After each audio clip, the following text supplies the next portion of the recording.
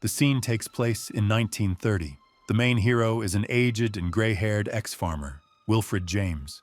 He wanders through the streets of a big, growing city. There are multi-story buildings there, but still there is no asphalt on the roads. He makes his way through indifferent and absorbed in their own affairs and the American dream passers-by, and eventually comes to a local hotel. There he rents a room. In the room, he listens intently to the sounds behind the walls. From the outside, it may seem that he is interested in the personal lives of his neighbors, but in fact, the things are much scarier. He sits down at the desk by the window and begins to write his confessions on paper. The story moves us to 1922. Wilfred tells, "My name is Wilfred Leyland James, and this is my confession. The issue that led to my crime and damnation was 100 acres of good land in Hemingford Home, Nebraska, willed to my wife, Arlette Christina Winters James, following the death of her father." Being an experienced farmer, Wilfred dreams of adding this land to his plot, so that he can then pass it all on to his teenage son, Henry. He explains that in those days, a man's main value and pride was his land. However, his wife, Arlette, has completely different plans. She is passionate about fashion and tailoring. Life on a farm in the middle of cornfields, where a tailor can only sew clothes for a scarecrow, is hateful to her. Using her inheritance right, she wants to sell both her share and, apparently, Wilfred's land to agricultural corporations and move with her family to the city. But Wilfred doesn't like this idea at all. He is used to working with his own hands on his land and doesn't want to lose it. During a conversation over dinner, their son Henry supports his father. "Cities are for fools." I agree with Paul. I want to live in Omaha or any city. Which angers and depresses Arlette even more, as she dreams of a different, free life in the city. This family conflict over the land becomes the starting point of the further tragic events.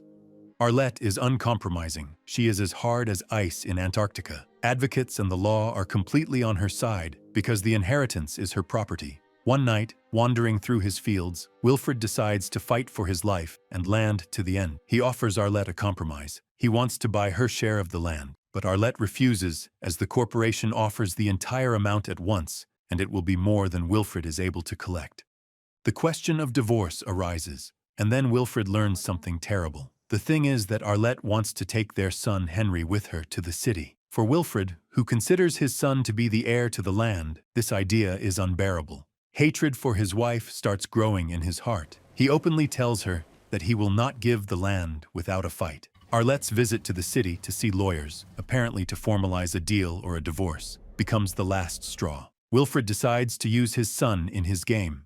Henry is a teenager who is in love with the neighbor girl Shannon, the daughter of more successful farmers. Wilfred begins to set his son against his mother. He tells Henry that his mom wants not only to sell the land and leave, but also to separate him from his father and take Henry to the city. Wilfred convinces his son that the country boy like him will become an outcast there. Besides, he will lose Shannon forever. He also drills into his mind that if Arlette is gone, their life will remain the same, simple, understandable, and familiar.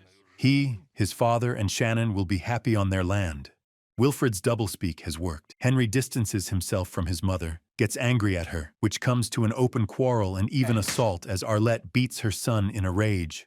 But this is not enough for Wilfred. He is ready for an outright lie. He tells Arlette that he has talked to Henry, and his son has convinced him. Like Henry is now ready for moving to the city. There his mother will have a fashionable studio, his father will become a car mechanic, and Henry himself will receive an excellent education. He allegedly persuades Arlette to believe in this sudden family plan. Driven by the greed for the land and hatred for his wife, the hero has drawn his son into his conflict, poisoned his relationship with his own mother with lies and fears, and now cynically deceives Arlette, painting a picture of a family harmony, which in fact does not exist. Henry has become a pawn in his cruel struggle to save the farm. Arlette believes her husband's lie and, overjoyed, decides to celebrate their family unity. In her joy, she drinks too much. In a drunken stupor, Arlette rudely and cynically enlightens her son Henry about sex, saying that he needs to quickly study the neighbor girl and not stick all sorts of things into her. Otherwise, he will end up as sadly as she did with his father.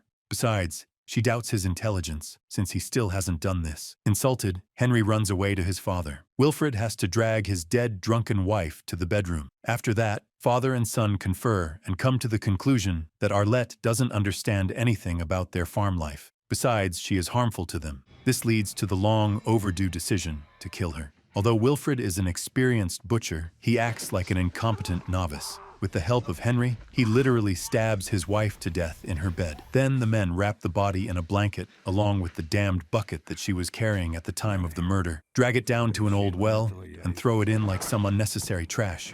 After that, they carefully wash away the traces of blood to make it look like Arlette has fled to the city from the hardships of country life. They pack her best dresses, jewelry, and memorable trinkets in a suitcase. This suitcase is also thrown into the well. During one of these visits to the well in daylight, Wilfred sees that the rats from the bottom are already gnawing his wife's corpse. The sight of the rat crawling out of the mouth of the dead Arlette has sank into his mind and then starts haunting him in nightmares. Soon, Arlette's lawyer arrives at the house along with a driver. Wilfred, who hates sugary city snobs, hardly holds back, but politely treats them to milk. The lawyer has come to formalize the sale of the land, but without the owner, he can't do anything. That's why he leaves empty-handed. However, the lawyer has a lot of money, so he sends the local sheriff to check whether Wilfred is holding his wife against her will. By this time, Wilfred has realized that the well with the body is a huge danger. He comes up with a new plan. He leads a cow onto a wooden hatch that covers the well. As a result, the hatch collapses under the cow.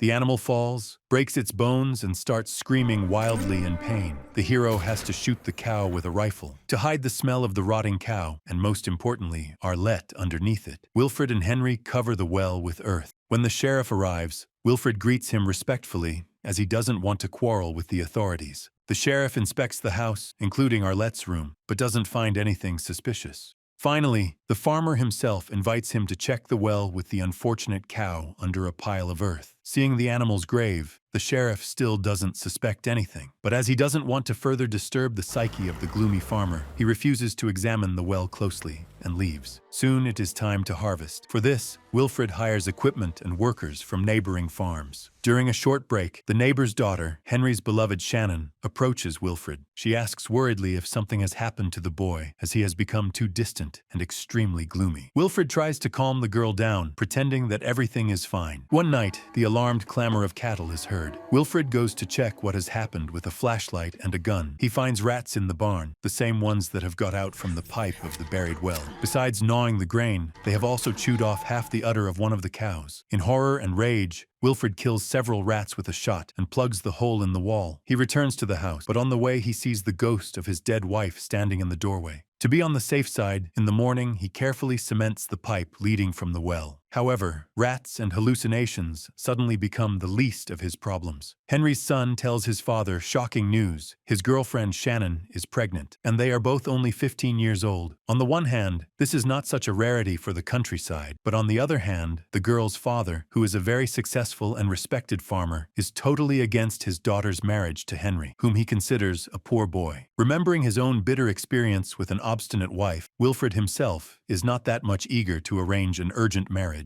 Besides, he cannot hide his envy of the potential father-in-law, as he has a better house, an obedient wife, and a shiny car. The would-be father-in-law arrives at their house. He coldly lays out his plan to wash away the shame. The daughter will be sent to a Catholic monastery, where she will stay until the delivery. The child will be given up for adoption, and Shannon will return home. According to him, this will relieve both the girl and Henry of the unbearable burden of family life at such a young age. But the monastery services cost $300. He generously asks Wilfred to contribute not even the half, but only a third, which is $75. But Wilfred does not have such an amount. As for Henry, he is dead set against this plan. He is serious and ready to take responsibility for himself, Shannon, and the child. Wilfred fundamentally disagrees with his son. He is ready to take great pains just to collect money for Shannon's father. In despair, he searches the entire house trying to find his wife's stash of cash, which she was saving for her sewing workshop in the city. But the pittance he has found is still not enough. Then he goes to the city, straight to the bank.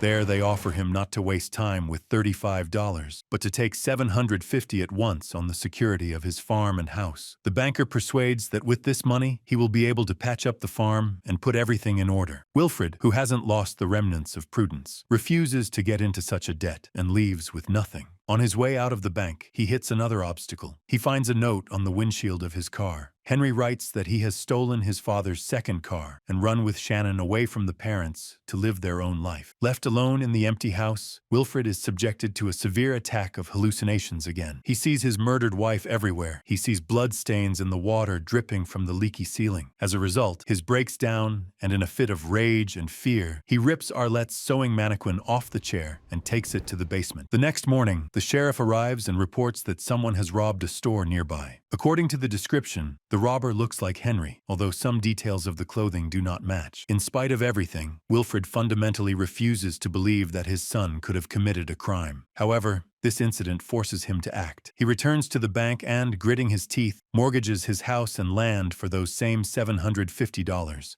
He needs the money to find his son. But at the very moment he is about to leave, a huge rat pounces on him from the attic. In a desperate fight, he kills the creature, but the rodent's blood splashes on the roll of bills, making them suspicious. This episode plunges Wilfred into deep psychosis. He drinks alcohol, collapses on the sofa in the living room, and lies under a hole in the ceiling, indifferently watching snowflakes fall into the unheated house. He is tormented by endless nightmares and haunted by visions of his dead wife. And one night, the ghost of Arlette overtakes the negligent husband to whisper in his ear what only the dead know. She tells him the terrible fate of their son. Having run away with a girl, Henry bought a revolver with his last money. With its help, they robbed several stores, trying to survive. But when they were running away from one shop, the owner jumped out with a gun and shot them in pursuit. The bullet caught up with pregnant Shannon. Somewhere among the endless snowy fields, their car stuck in a snowdrift, so Henry carried his beloved in his arms to the nearest house. Having hidden her in an abandoned barn, the boy went to look for firewood. But when he returned, Shannon was already dead. Unable to bear the grief and despair, Henry lay down next to her body and shot himself with that very revolver. Later, Wilfred receives confirmation of this from the sheriff. He visits Wilfred, whose left hand has been amputated by doctors, apparently due to frostbite or the effects of drunkenness and neglect. The sheriff also informs him that the remains of a woman resembling his wife Arlette have been found far to the north. It is assumed that she was robbed and killed while trying to get to Canada. Knowing the terrible truth, Wilfred silently agrees with this convenient version. Later, the bodies of Henry and Shannon are brought to the town. During the identification, Wilfred sees with horror that the faces of both, especially Henry, are gnawed by rats, just like the face of his wife, who was once thrown into a well. The contrast of the funerals is depressing. A whole hall of sympathetic neighbors and acquaintances is packed into the memorial service for Shannon. And only the broken father comes to say goodbye to Henry in the cold, empty chapel, along with the ghost of his wife with a retinue of rats, invisible to everyone except Wilfred. Crushed by grief and guilt, Wilfred tries to sell his land to his neighbor, Shannon's father. But after the death of his daughter and the departure of his wife, who could not bear the grief, he no longer cares about the land. The would-be father-in-law bitterly notes that they are ending this terrible year in the same way. Both have lost their children and wives. Returning to the empty house, Wilfred sees that the last cow that lived with him in the house, apparently due to the cold or illness, has fallen off the porch and is lying there with a broken leg, mooing pitifully. This becomes the last straw. In a fit of despair and hopelessness, he finishes off the unfortunate animal with a gun. In the end, he has to sell the land to a bank or resellers at a negligible price,